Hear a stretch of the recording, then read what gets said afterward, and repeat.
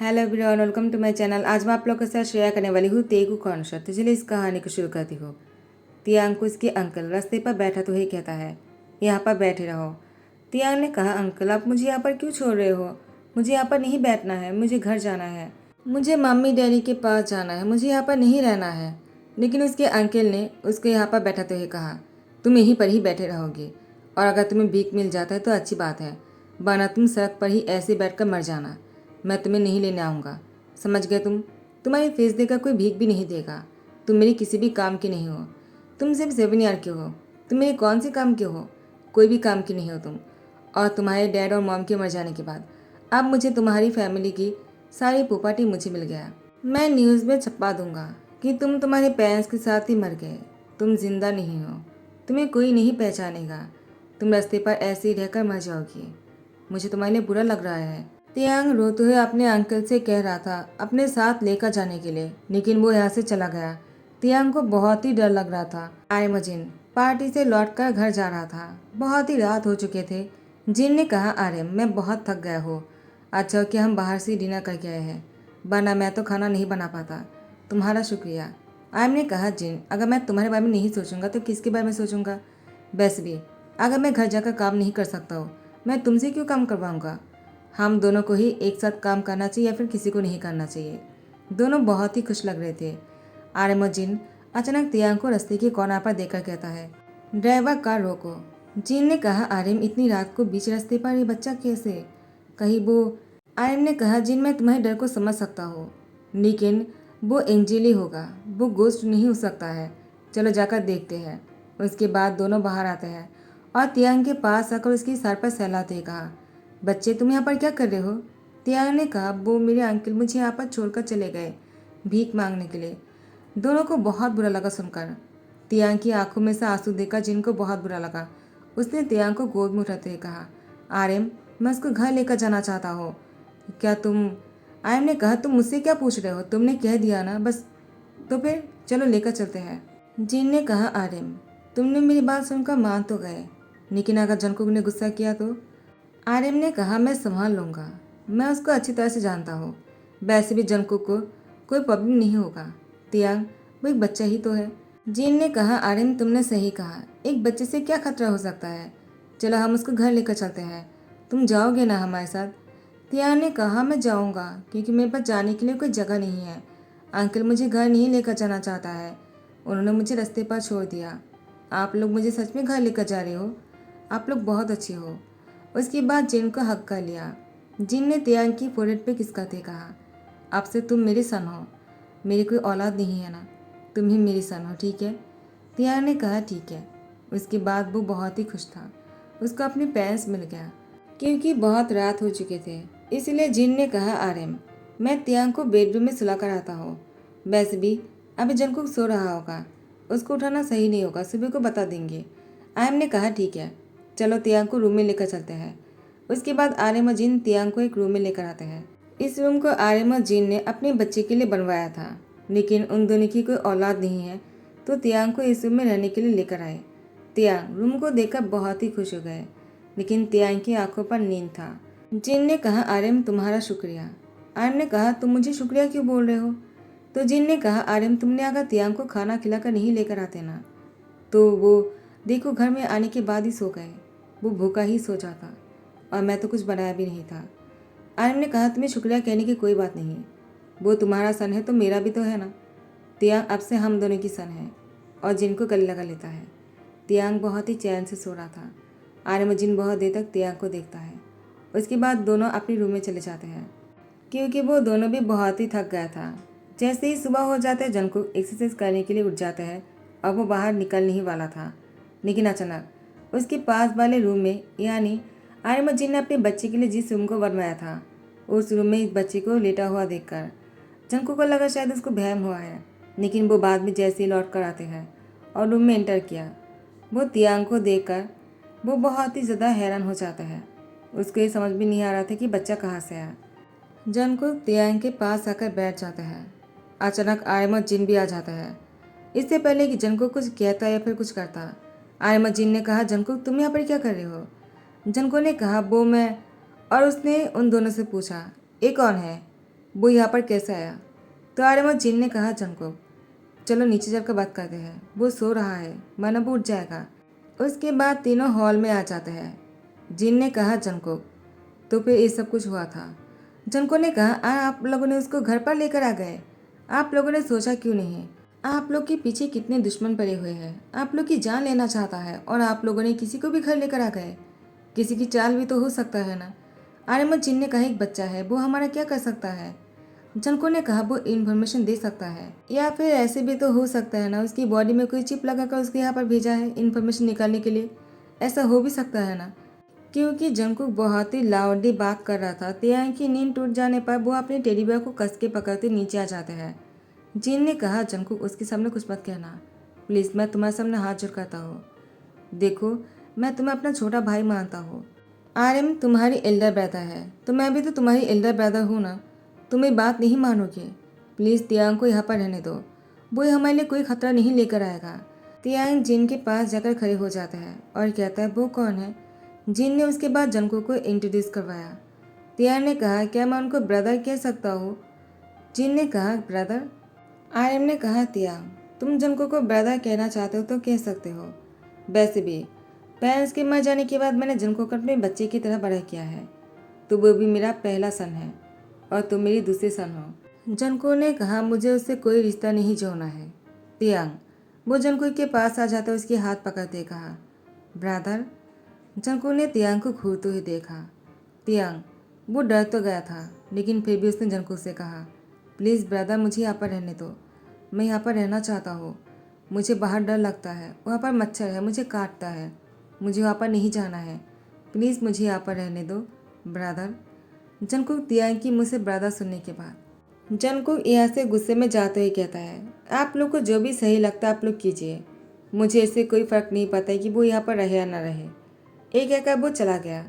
जिन ने मुस्कुराया और तियांग को गले लगा लिया।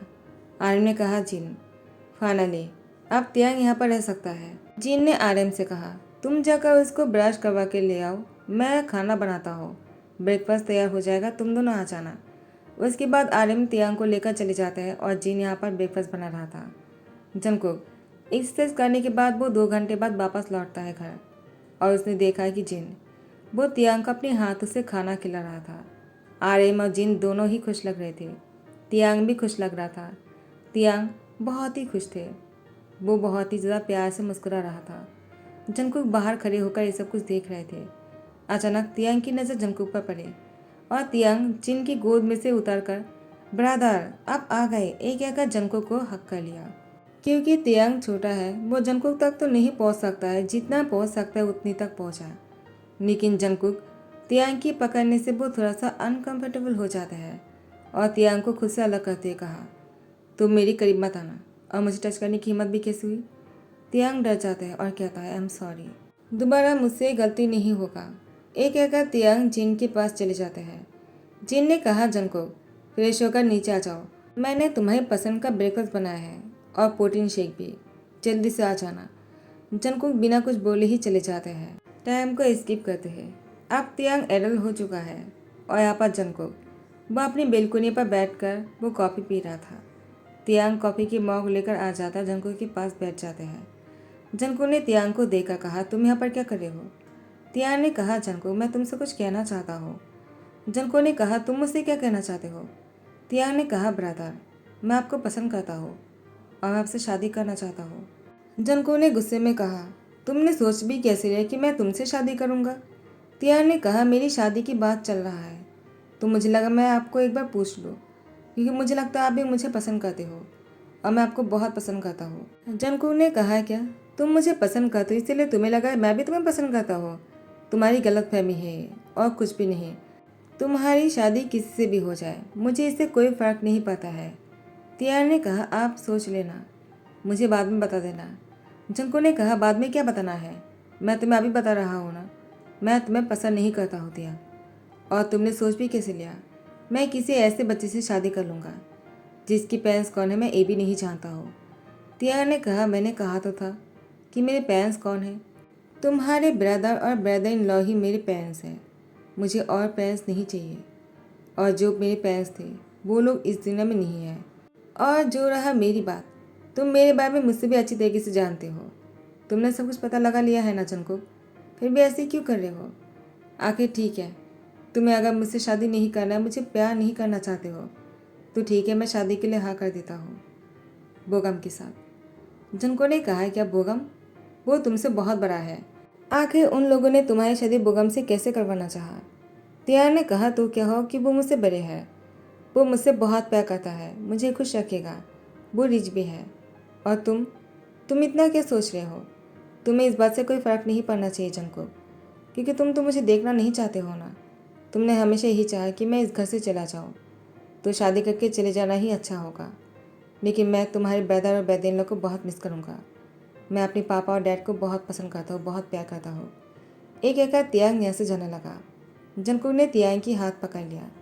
तियांग को लगा जंकुक उससे कहने वाला है कि वो उससे प्यार करता है।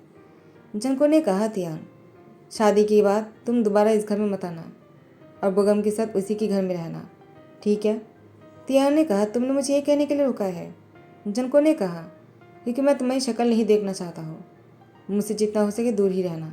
तियांग ने अपनी पेरेंट्स से जितनी जल्दी हो सके बोगम के साथ उसकी शादी करवाने के लिए कहा, तो बोगम ने भी इसके लिए मान गए। तो वो लोग शादी करने के लिए आ रहा है। घर में बहुत बड़ी पार्टी हो रहा है। जंको गुस्से में अपनी कार लेकर सुबह को ही निकल गया था। लेकिन जब जंको को कॉल करके जिन ने बताया, आज तियांग की शादी है, जल्दी से आ जाओ। क्या तुम तियांग की शादी अटेंड नहीं करना चाहते हो? जंको ने कहा, क्या आपने क्या कहा अभी? तियांग की शादी? वो भी इतनी जल्दी में क्यों हो आप लोग? आखिर आप लोग तियांग की शादी के पीछे क्यों पड़े हो? जिन ने कहा, जंको तुम गलत सोच रहे हो। तियांग ने खुद कहा उसकी शादी जल्दी से करवाने के लिए, और बोगम भी इसके लिए मान गए, तो हम लोगों ने शादी करने का फैसला किया है। तुम भी आ जाओ अगर तुम्हें शादी अटेंड करना है तो। जंको ने कहा, क्या? तो तियांग खुद ही शादी के लिए बोल रहा था और वो मान गए? जंको की बात सुनकर जिन ने मुस्कुराते कहा, तुम ऐसे पूछ रहे हो जैसे कि तुम्हें शक हो रहा हो। अगर यकीन नहीं है तो खुद ही आकर देख लो। फ़ोन रखता हो। उसके बाद जिन ने फ़ोन रख दिया। जिन नीचे गिरने ही वाला था, आर्यन ने पकड़ लिया। जंकुक जल्दी से अपनी कार को घुमाता है और घर की तरफ आने लगता है, लेकिन ट्रैफिक में वो फंस जाता है। जंकुक ने कहा, क्या हो रहा है? कुछ देर पहले तो रास्ता क्लियर था, अचानक ट्रैफिक जैम कैसे हो गया? अब मैं घर कैसे पहुंचूं? कहीं तियांग की शादी ना हो जाए। वो इस तरह से शादी नहीं कर सकता है। वो मुझसे गुस्सा होकर शादी कर रहा है, लेकिन मैं ऐसा नहीं होने दे सकता हूँ। मुझे उसको रोकना होगा। गुस्से में किया हुआ फैसला कभी सही नहीं होता है। मैं उसको ज़रूर रोकूंगा। जंकुक कार को घुमा लेता है और दूसरी रास्तों से बहुत ही स्पीडली चलाने लगता है घर आने के लिए। उसके बाद जंकुक जैसे घर पहुंचने ही वाले हैं, जंकुक ने तियांग को बहुत बार कॉल करने की कोशिश किया, लेकिन तियांग जंकुक की फ़ोन रिसीव नहीं कर रहा था। जंकुक ने कहा, डैम, मेरा फ़ोन क्यों नहीं उठा रहा? उसके बाद जंकुक ने कहा, वो फ़ोन कैसे उठाएगा? मैंने उसको इतनी सारी बातें जो सुना दिया। मैं डिज़र्व करता हूँ, लेकिन मुझे उसको शादी के लिए रोकना होगा। आर्यमजीन तियांग की दोनों हाथ पकड़कर बोगम की तरफ लेकर जा रहा था। दोनों की शादी होने वाला है, लेकिन जंकुक दौड़ कर आ जाते हैं और उसने कहा, ये शादी नहीं हो सकता है। आर्यमजीन ने कहा, जंकुक तुम्हें क्या बोल रहे हो? ये कोई मजाक नहीं। तियांग ने खुद इस शादी के लिए हाँ किया है, तुम बीच में से हट जाओ। लेकिन जंकुक ने कहा, ये शादी नहीं हो सकता। मैंने कहा ना, तुम शादी नहीं करोगी। लेकिन उसने कहा, मैं करूँगा। मुझे बोगम से शादी करना है। बोगम भी मुझसे बहुत प्यार करता है और मुझे बहुत खुश रखेगा। जंकुक, तुम जाओ यहाँ से, मेरी शादी को मत रोको। जंकुक ने कहा, तियांग, मेरे होते मैं तुम्हें किसी और का नहीं होने दे सकता हूँ। तियांग ने कहा, क्या मतलब है? तुम तो मुझे पसंद भी नहीं करते हो। प्यार तो दूर की बात है। तुम तो ये भी नहीं चाहते कि मैं तुम्हें अपनी शक्ल दिखाऊँ। मैं यहाँ से जाना चाहता हूँ ताकि तुम्हें मेरी शक्ल ना दिखना पड़े। और मुझे ये भी पता है, खुदकुशी करना बहुत बुरी बात है, इसलिए मैं मर भी नहीं सकता हूँ। मुझे जीना होगा, लेकिन अपने तरीक़ों से। तियांग जंकुक की हाथ पकड़ते कहा, मैंने क्या कहा तुमने सुना नहीं क्या? तुम ये शादी नहीं कर सकते हो। तियांग ने कहा, तुम होते कौन हो मुझे रोकने वाली? तुमने हमेशा मुझे इग्नोर किया। तुम मुझे पसंद नहीं करते हो, तो फिर तुम मेरी शादी क्यों रोकना चाहते हो? फाइनली जंकुक ने अपने घुटनों पर बैठ जाते हैं और तियांग की हाथ पकड़ते कहा, तियांग, मैं तुमसे बहुत प्यार करता हूँ। मुझे समझने में थोड़ा सा लेट हो गया। मैं तुमसे दूर भागता था, लेकिन तुम मेरे करीब बहुत ही पहले आ चुके थे जब तुम पहली बार हमारे घर पर कदम रखा था। तुम्हारी नन्ही सी वो इनोसेंसी शक्ल मुझे पागल कर देता है और इसलिए मैं तुमसे दूर भागने की कोशिश करता हूँ। लेकिन फिर भी मैं तुम्हारी करीबी खींचे चला आता हूँ। Taehyung, I really love you, do you marry me? Taehyung ने कहा, I love you too, yes I do. उसके बाद जंगकुक का तियांग की शादी होते हैं। आर्यमा जिन भी बहुत ही खुश था जंगकुक का तियांग की शादी होते हुए देखकर, क्योंकि आर्यमा जिन चाहता है कि तियांग हमेशा के लिए इसी घर में बस जाए। अब चारों बहुत ही ज़्यादा खुश है। जंगकुक अपने कपड़े चेंज कर लेता है, लेकिन तियांग रूम में नहीं था।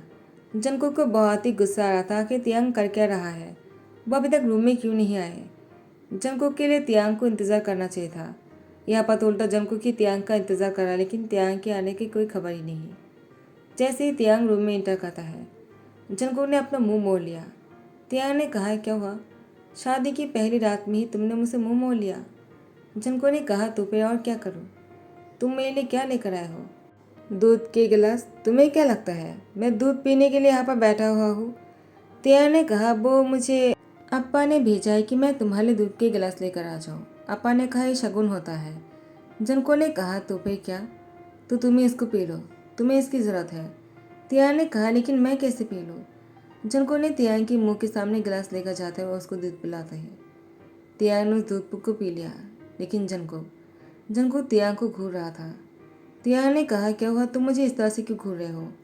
जंगकुक ने कहा, क्योंकि तुमने मेरे हिस्से का दूध पी लिया है, तो अभी मुझे क्या करना चाहिए? तियांग ने कहा, मैं समझा नहीं, तुमने तो कहा मुझे इसको पीने के लिए, और मुझे दूध पसंद है। जंगकुक ने कहा, मुझे भी। एक कहकर तियांग को किस करने लगा, बहुत ही डीपली किस कर रहा था। धीरे धीरे किस जो है बहुत ही हंगरी होता जा रहा था। किस करते करते जंगकुक तियांग को बेड पर लेकर आ गए और दोनों बहुत ही रोमांटिक हो रहे थे।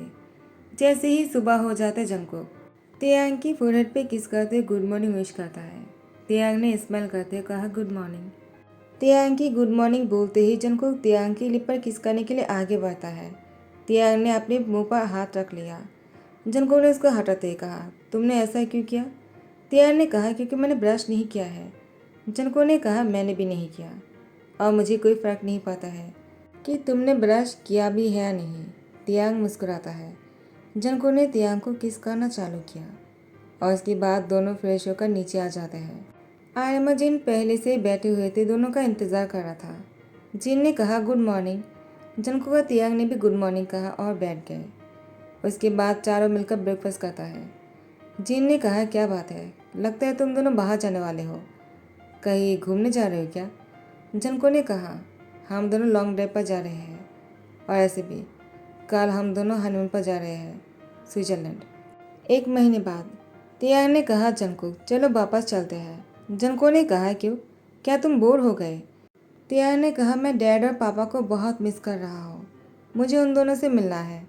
1 महीने से हम उन दोनों से दूर हैं, मुझे अब यहाँ पर और नहीं रहना है, उन दोनों के साथ ही जाकर रहना है और बहुत मस्ती करना है।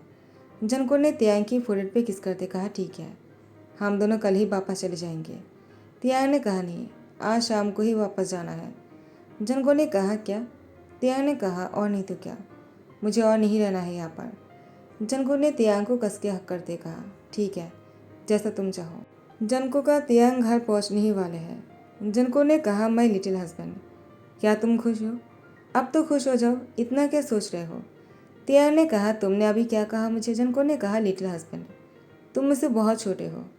तियांग ने कहा, हाँ वो तो मैं हूँ, लेकिन इतना भी नहीं कि तुम मुझे लिटिल हस्बैंड कहो। जंगकुक ने कहा, वो तो मैं कहूँगा, तुम मुझसे 11 साल छोटे हो, तो हुए ना तुम मेरी लिटिल हस्बैंड। और ये कहकर तियांग को चिढ़ाने लगा और जंगकुक को तियांग को किस करने का मन हुआ। तियांग ने अपना मुंह बना लिया था, इसीलिए जंगकुक ने कार को एक साइड पर रोका और तियांग को किस करना चालू किया। दोनों कार पर बहुत ही रोमांटिक हो रहा था। तो यहीं पर ही ध्यान करता हूँ। आई होप कि आप लोग को पसंद आया हो। अगर पसंद आया तो लाइक कमेंट शेयर कर देना, सब्सक्राइब कर देना। Thank you so much, bye bye, take care.